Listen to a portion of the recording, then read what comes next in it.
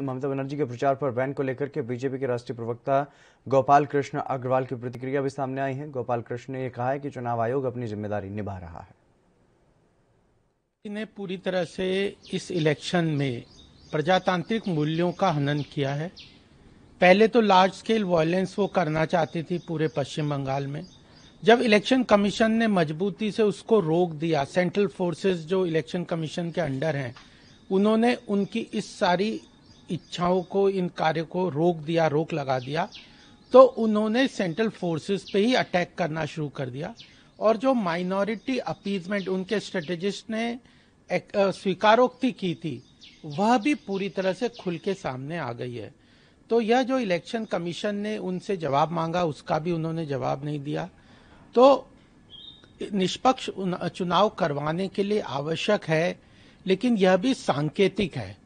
जिस तरह से उनकी पार्टी के लोग दलित जो वहाँ का समाज है उसके प्रति भाषा का प्रयोग कर रहे हैं, उनको भिखारी शब्दों के द्वारा प्रयोग उन्होंने किया है।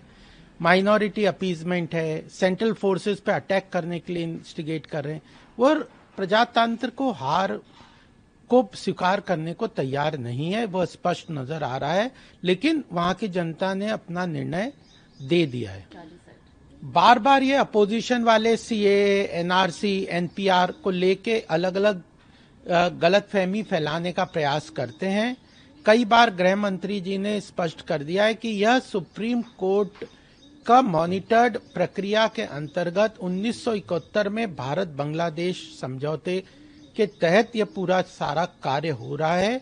और यहाँ पे किसी भी लीगल और इमिग्रेंट को कोई भी किसी तरह का कोई उसकी रोक नहीं है। और जो यहाँ पे रह रहे हैं उनकी नागरिकता छीनने का कोई इसमें प्रावधान नहीं है। फिर ये बार बार गलतफहमी अलग अलग कम्युनिटीज को फैलाते हैं। गोरखास को कभी कह रहे हैं, गोरखा का जो इतिहास है शौर्य का, भारतीय सेना में, भारत की सुरक्षा में। देश दुनिया की खबरों के लिए एएनबी न्यूज को सब्सक्राइब करें और बेल आइकन दबाएं।